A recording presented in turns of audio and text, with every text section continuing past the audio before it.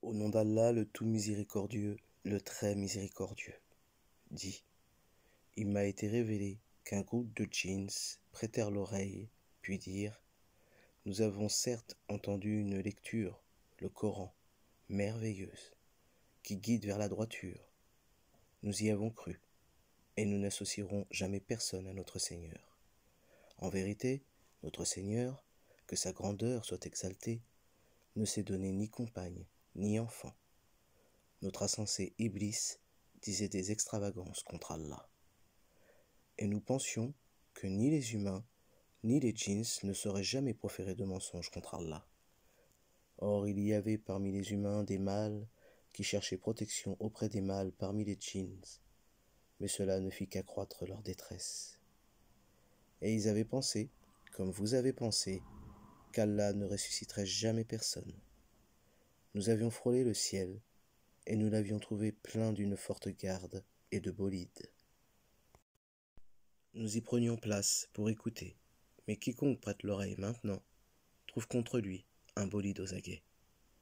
Nous ne savons pas si on veut du mal aux habitants de la terre, ou si leur Seigneur veut les mettre sur le droit chemin.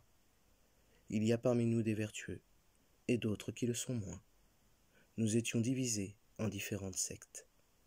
Nous pensions bien que nous ne saurions jamais réduire Allah à l'impuissance sur la terre, et que nous ne saurions jamais le réduire à l'impuissance en nous enfuyant.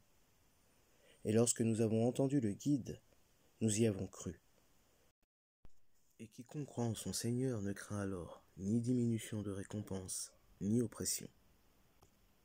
Il y a parmi nous les musulmans, et il y en a les injustes qui ont dévié. Et ceux qui se sont convertis à l'islam sont ceux qui ont cherché la droiture. Et quant aux injustes, ils formeront le combustible de l'enfer.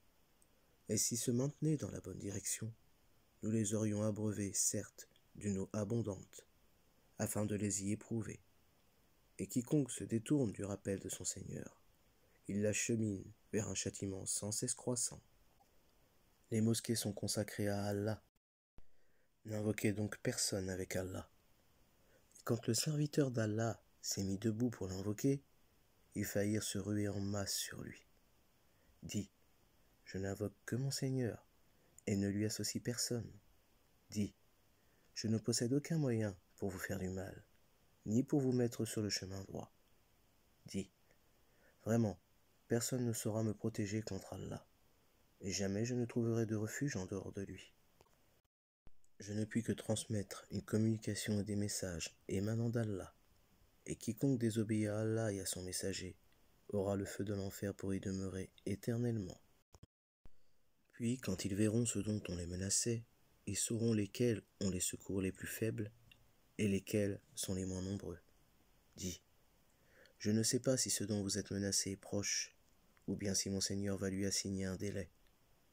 C'est lui qui connaît le mystère et il ne dévoile son mystère à personne, sauf à celui qu'il agrée comme messager et qu'il fait précéder et suivre de gardiens vigilants, afin qu'ils sachent s'ils ont bien transmis les messages de leur Seigneur.